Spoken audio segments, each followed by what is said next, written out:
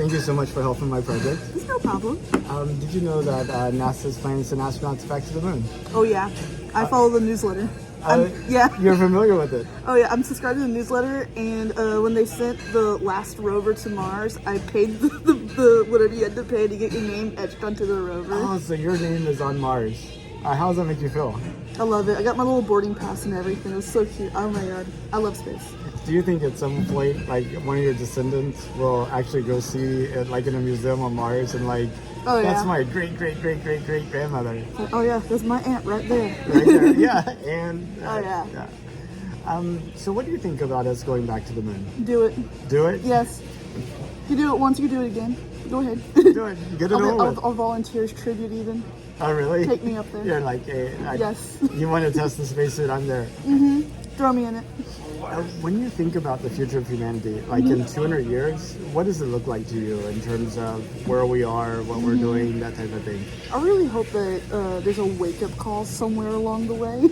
Okay. And we're just like, yeah, we should totally focus on science, and because the world is dying, we should probably figure out how to solve that. And maybe along the way, maybe some materials from space could help us figure out something on Earth to help us out.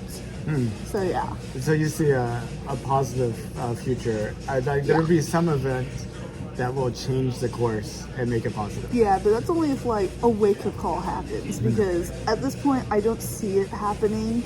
I think in 200 years, I think we're finally going to get electric cars everywhere. Everywhere? It'll be all, because it'll be out of oil. Yeah, we'd be out of oil. Yeah. But I'm really hoping that we do more space travel though, honestly. So yeah. And you mentioned that you would like go to the moon. Oh yeah, 100%. Is that as far as you would go? Or No, would I you go to Mars. You go to Mars? Take me to Mars. Take you to Mars. Yeah, I'll do it. You want to volunteer civilians? I'll volunteer civilian. What do you think the chances of you having an opportunity like that in your lifetime? Not very well. Not very well. No, I've looked it up.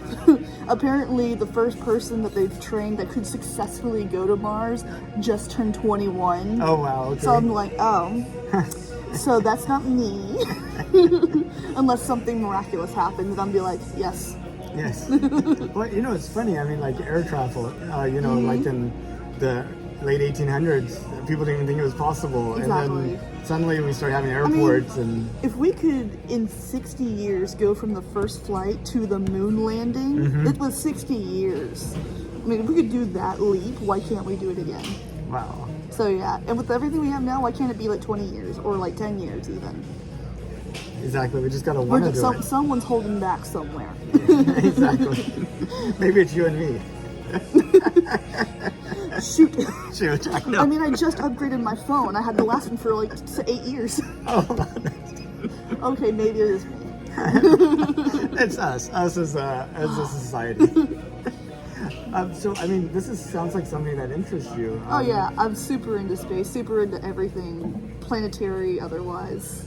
Is there something that where you could trace that interest back to, like some event or something? Oh yeah, it was back when I lived out in Berkshire, middle of nowhere. We lived on a farm, middle of nowhere. I remember one day, I was literally core memory from when I was 6 years old. 6 years old. My mom turned off all the lights. We lived on a ranch. Okay. She turned off all the lights, and she took us out. She took us all outside, and she ran out to the barn. She turned out all the arena lights for the corral. She turned off all the barn lights, and I'm like, why are we standing in the dark? Because I was scared of the dark. I was like, what are we doing out here? She looked me in the eye. She goes, you're about to see something, and you're always going to remember it for the rest of your life, and you're going to sit here in the dark and wait for it. I was like, okay. And sure enough, I think it was a comet that went right over our house. It was a vivid comet.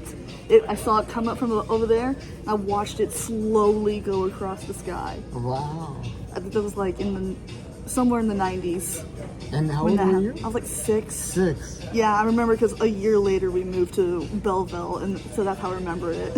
But I remember vividly just watching it go across the sky and then disappear over the horizon. Wow. And I was just like, what I would give to rewind and play that back again. And like after that, if it involved space, send me. Give it to me. I read every book on space. I asked my teachers, what do we do to go to space? Have we gone to space? When can I go to space? Wow, I remember after that, game over.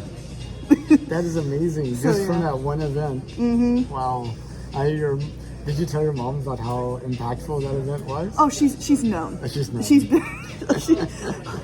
she sent me to space camp. Okay. Oh, she over there in like Huntsville?